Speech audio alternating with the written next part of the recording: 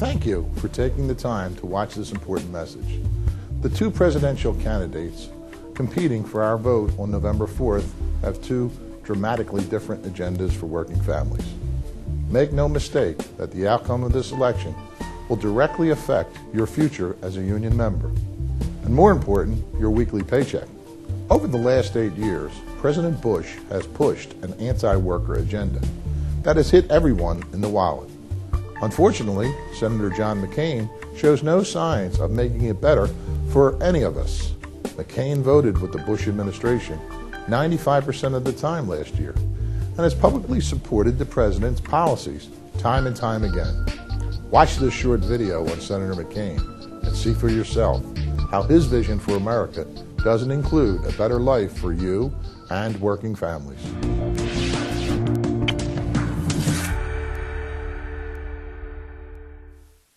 I think you could argue that Americans overall are better off because we have had a pretty good, prosperous time with low unemployment and low inflation, and a lot of good things have happened, a lot of jobs have been created. But let's have some straight talk. Things are tough right now. We need to make the Bush tax cuts permanent, which I voted for twice. John McCain voted for $60 billion in tax cuts for the wealthiest Americans at the expense of working family programs. As he said, he wants to make these cuts permanent. I don't believe we're headed into a recession. I believe the fundamentals of this economy are strong, and I believe they will remain strong.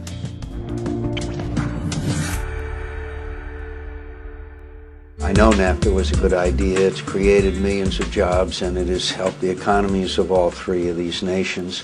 All you have to do is go to Detroit and see the thousands of trucks lined up every day, or go to our southern border. There have been winners and losers, and that's the problem. But free trade is something I think that's vital to the future of America. NAFTA has resulted in the loss of more than 1 million jobs in its first 10 years alone. Senator McCain supports normalizing relations with China in spite of its history of human rights and workers' rights violations. Every state and the District of Columbia have suffered job losses since China was allowed into the World Trade Organization. The cost? 1.8 million jobs. What about jobs you can't send overseas? Construction jobs.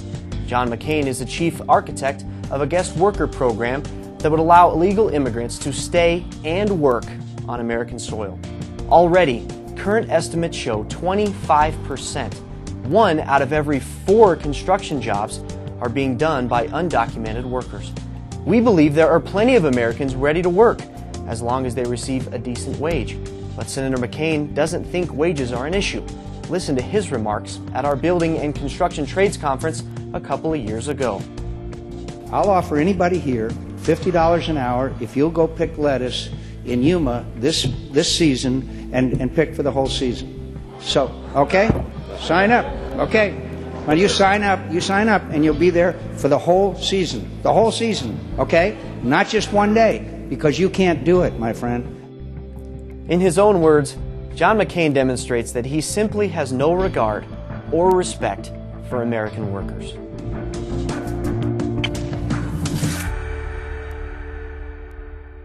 The goal is to reduce the cost of health care, maintain the quality of health care, and make it affordable and available to all Americans. That's the goal. John McCain's proposal on health care would put the plan you currently have on life support. His plan guts state laws designed to protect health insurance consumers. His plan would shift the burden of health care from the employer to the employee, and your premiums would then become part of your taxable income. That's right, you would be taxed on your premiums. McCain's plan would also push you into the private sector to fight the big insurance companies on your own.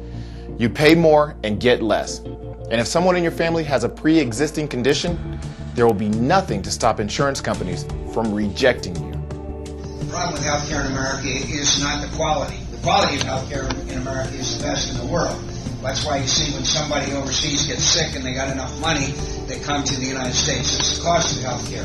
But my top priority, my top domestic priority, is to give our veterans the healthcare they need and deserve, and they're not getting today. John McCain voted against a $19 billion bill for military hospitals.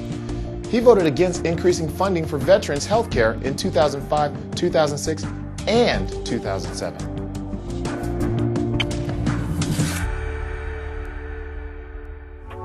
To save Social Security and Medicare on our watch, without the tricks, Band-Aid solutions, lies, and posturing that have failed us for too long, while the problem becomes harder and harder to solve. John McCain voted to cut billions in Medicare funding. He supported the George Bush-backed attempt to privatize a portion of Social Security money and play with it in the stock market.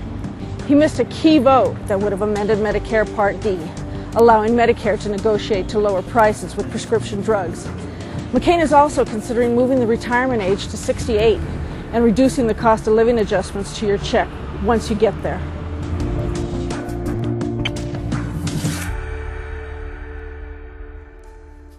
How does Senator McCain feel about unions?